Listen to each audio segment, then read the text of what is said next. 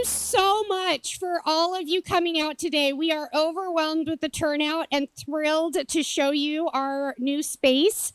But while we have you all as an audience, we have a few words to say, and then I promise we've got a lovely space to tour and cookies at the end. So just hold with us for a bit, and we'll have yummy treats.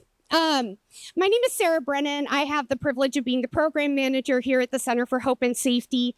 And I am here to share the important announcements like restrooms. If you need to have a bio break, please feel free to make your way to our front door of the advocacy office, and they can let you in. We have restrooms there. When you're touring, we also have restrooms, one on the first floor and then a few in the back of the training room. So any of us in these black CHS shirts will be able to help you find your way there. We also have water over against the wall. Please stay hydrated and take care of yourself. Thankfully, the sun isn't too roasty today yet, so you should be good. I want to thank our interpreters from A5 Interpreting and Bridges, Oregon. We are thrilled to have Bridges, Oregon right across the street as neighbors. We are also so excited to see so many elected officials and our nonprofit partners. There are too many of you to list, but just know how much we appreciate all of your support and coming out and celebrating with us. Before I introduce our executive director, I also want to thank our opening event sponsors. Our key presenting group was Oregon Specialty Group and Dr. Bud Pierce. They actually have a table in the training room, which will be sort of your last stop on our tour. And then we had our building community sponsors, Willamette Health Council, People's Bank, and Highway Trailer Sales. So thank you so much for supporting these celebrations that we're having. There are many more of you that Jane will talk about who have helped make this building happen as well. So with that, I am going to turn it over to Jane Downing, our executive director, and she is going to tell you about HOPE Plaza.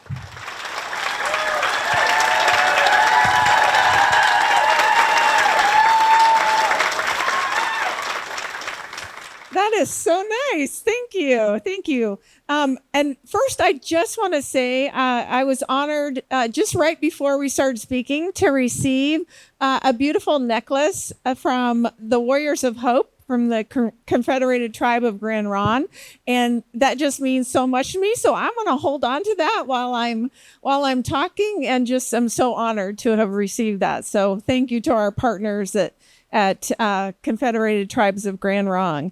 And today I am going to apologize in advance. I'm going to drop a lot of names, but what I want you to think about is what it takes to bring something like this all together. And it took a community. And when you saw in the program the little story about the sticky notes and all the sticky notes that would say all the things that we'd hear that survivors needed. And this is that dream come true. But you can't do it, from saying, I have this great idea. It takes people saying, that is a good idea. Let's help you do it. And so we have so many folks that have brought that. And how I put it is full circle. And so I'm wearing a circle necklace today because it truly is a full circle moment.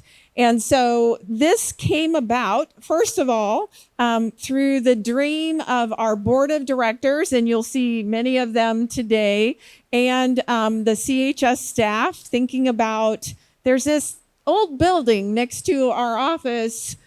Just think what we could do with that. And they said, let's do something. Let's take that step and do something together. And then one of the first people that came along with us is John Shirley with Anderson Shirley Architects. And John, you will see his original drawing on in the building on some posters talking about the project. And it truly is this building. But John put in many unique features that we didn't even think about. And so I hope you will have staff talking to you about those unique features. listen to it. It's just incredible, the things that John did to make this project happen. And I got to tell you, he did it all for free. Like he said, I just want to come help. And yeah, so it's amazing.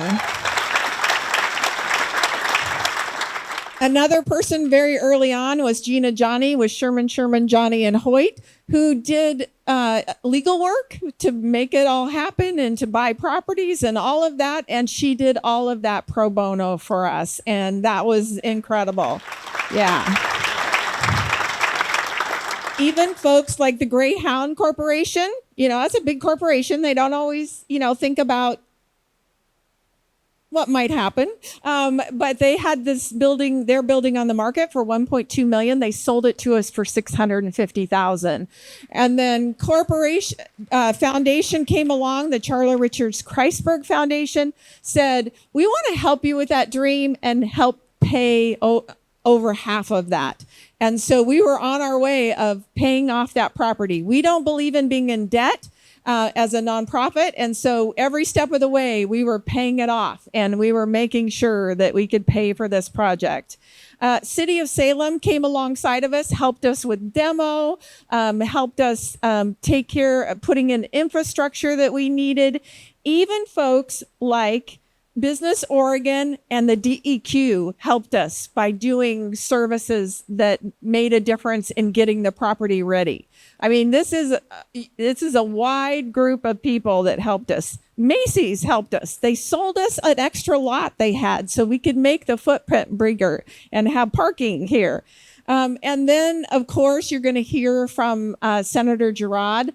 But Senator Girard and Lori Girard and the late Senator Courtney all came together and said, we want to help you. And at the time, they were helping us with $2.5 million in lottery bonds. Then the pandemic happened and all the lottery bonds money was put on hold. But the great thing is, when they came back from the pandemic, they said, we want to give $7.5 million in lottery bonds to this project. Yeah. Isn't that incredible? Yeah.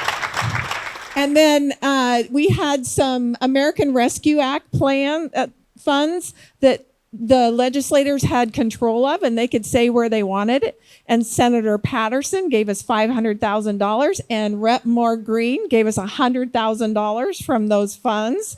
Yeah, it's just incredible.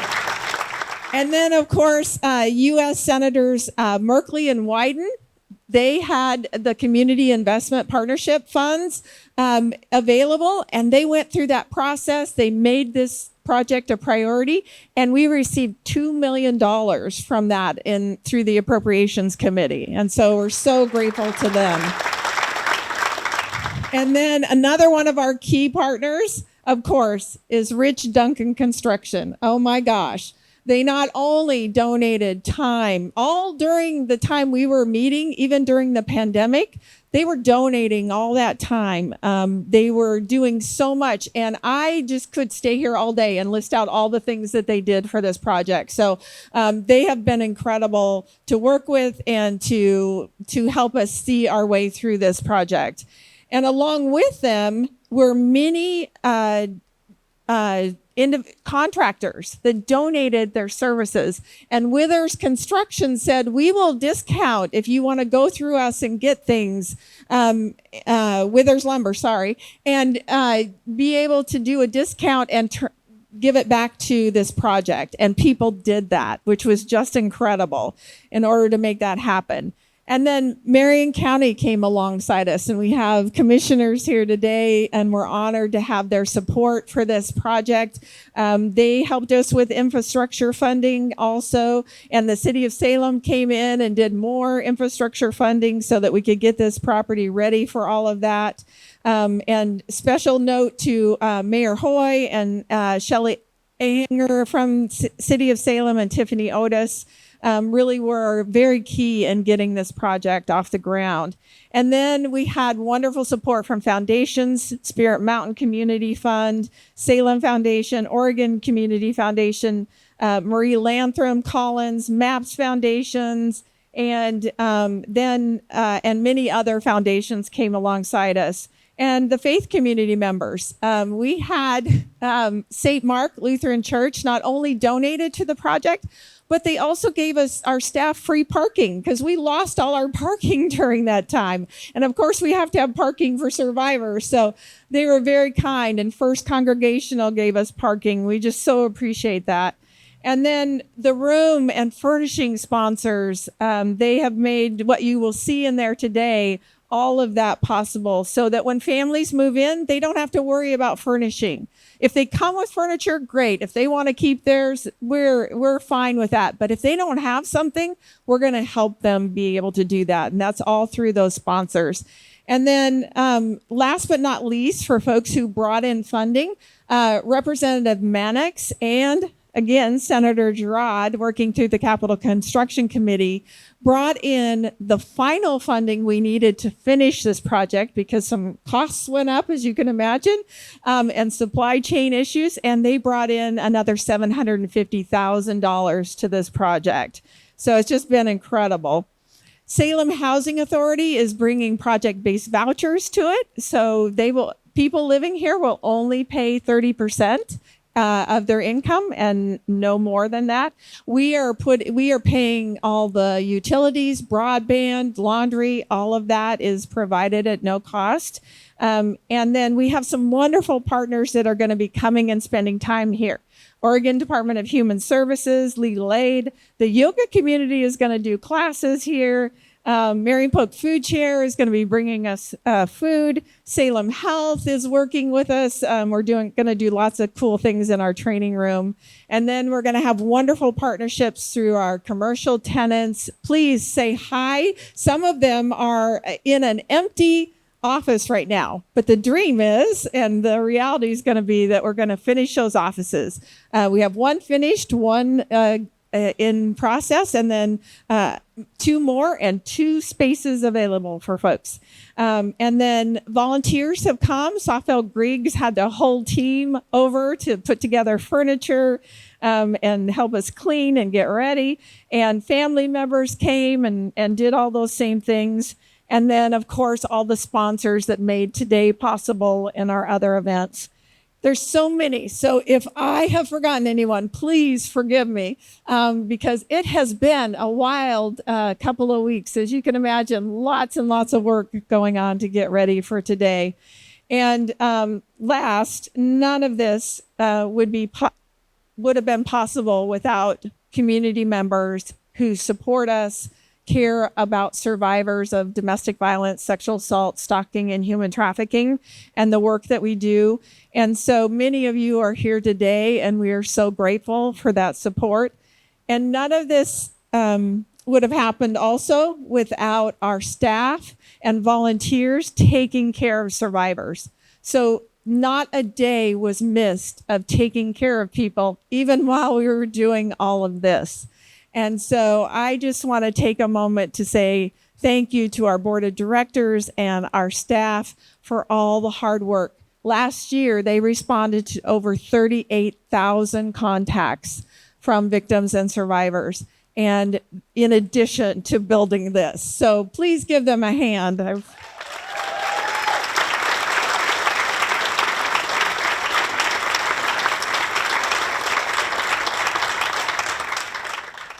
Now it's my pleasure to introduce our speakers.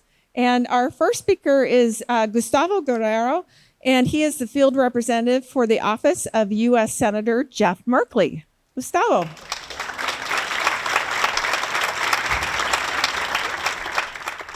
Thank you, Jane. Greetings, everybody. The senator sends his regrets. He was not able to be here today, but he has sent a letter that I will now read on his behalf. Greetings. Today marks a significant milestone for Salem as we celebrate the grand opening of HOPE Plaza. It was my honor to join you in October of 22 for a tour, and it's exciting to witness this transformative project come to life. HOPE Plaza is the culmination of years of dedication and effort. I recognize the many individuals who contributed to making this day possible, including former Oregon Senate President Peter Courtney, who championed this project, and the donors, staff, and supporters whose efforts have brought us to this moment.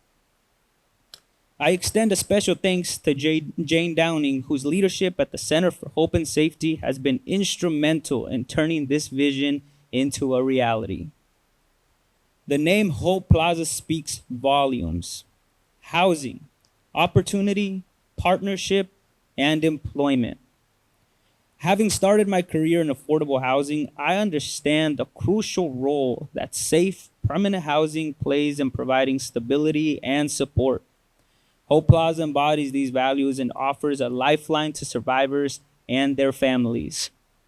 Securing $2 million in fiscal year 2022 for the construction of HOPE Plaza was a top priority on the Appropriations Committee.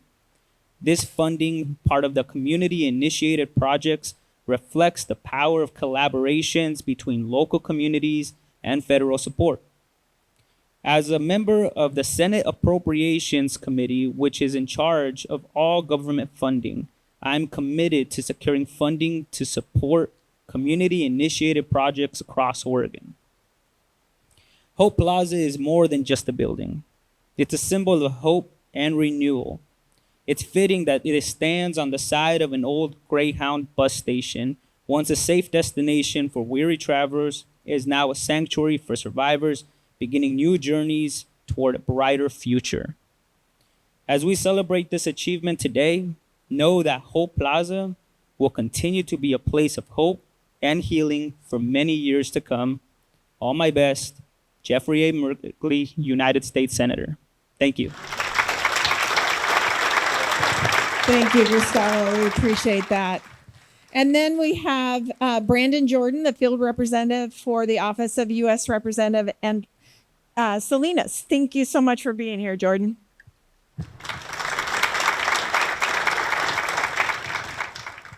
Good morning, everyone. The Congresswoman also apologizes that she cannot be here today, but she sent me to read a letter on her behalf.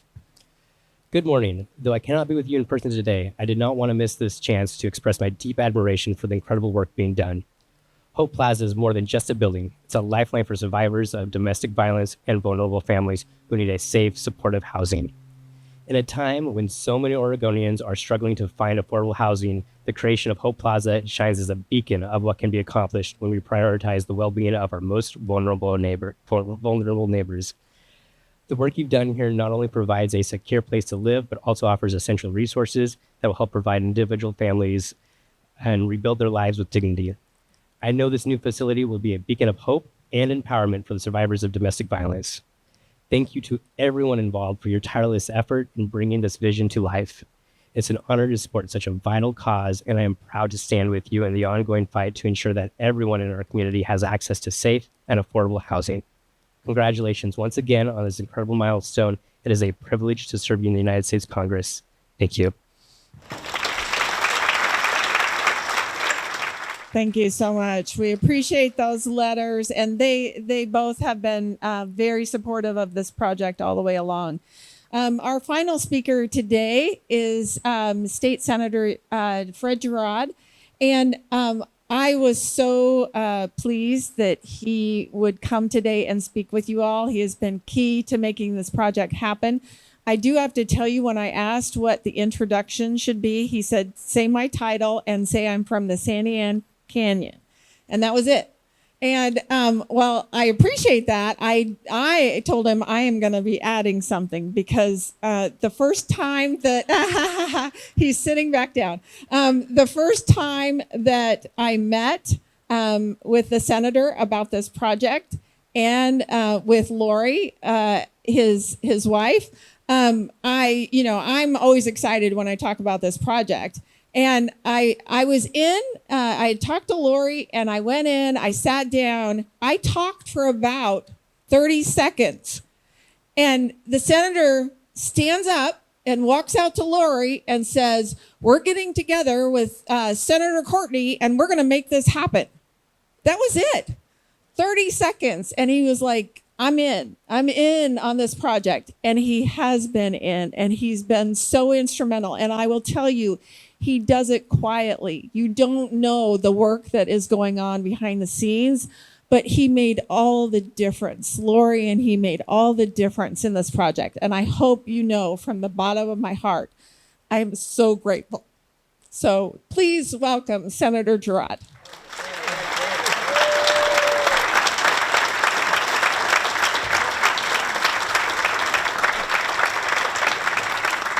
Wow, with an introduction like that, I better sit down.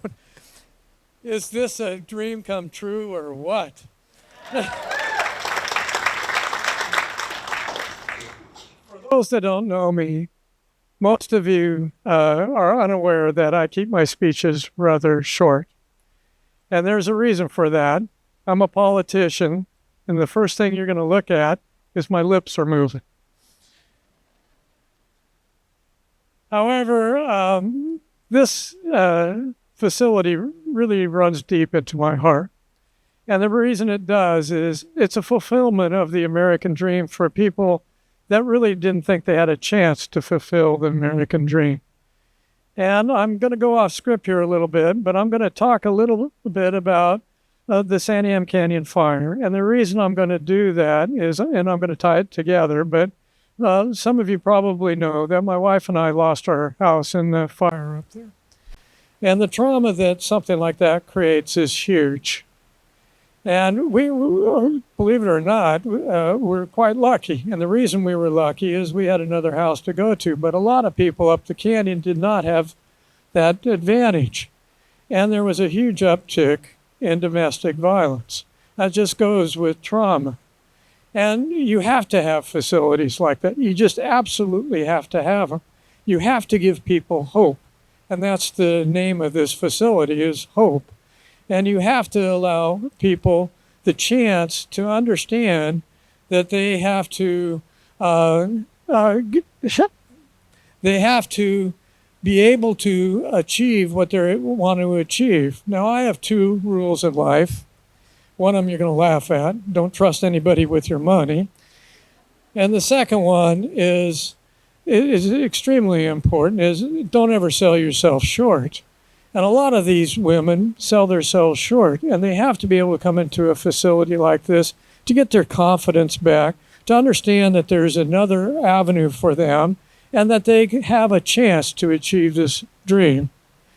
Now, another thing about the fire I want to bring out, which a lot of people don't probably know, is that one of the very first callers, and the one that probably took the lead at trying to help my wife and I, was the late Peter Courtney. Now, for those of you that don't know, I'm a Republican and I'm quite conservative, and most of you know that Peter was quite liberal, but we were extremely good friends. And I think what this building shows is what politics can achieve when we work together. And I think that's extremely important.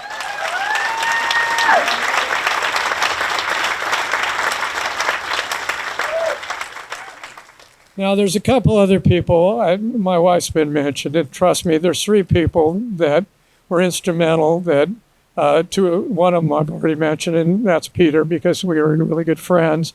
My wife, who happy wife, happy life sort of situation. And the third one was the late Jackie Winters, who was part of the dream. She didn't get to see it fulfilled.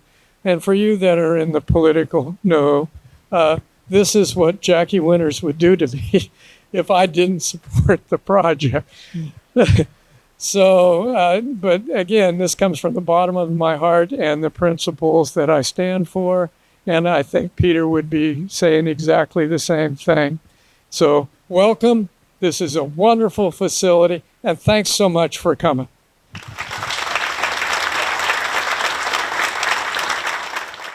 Thank you so much. All right. So we're just going to ask you to stay for a couple of more minutes. First of all, Jane forgot to mention that we are actually opening this facility debt-free, which we're really, really proud of and excited about. Yeah. So we will also have income from our amazing commercial tenants.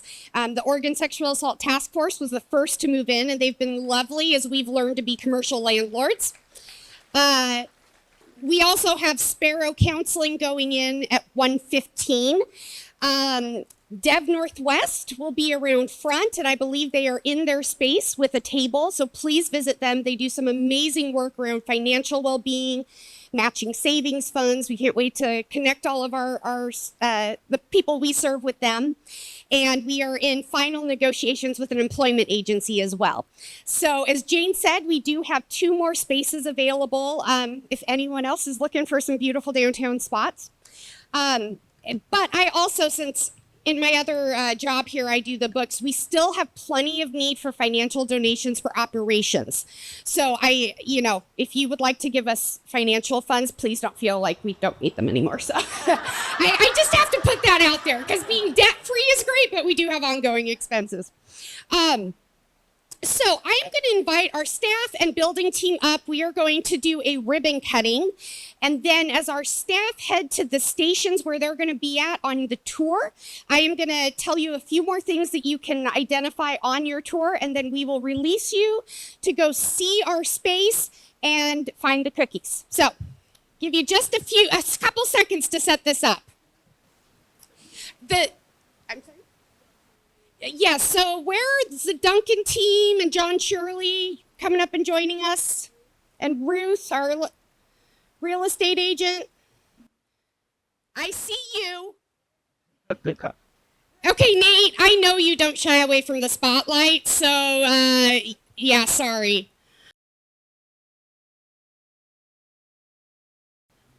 Oh, good, there's Rich. Okay, they were just hiding. So as you can see, we have an amazing, amazing team. All of the staff are in the black shirts.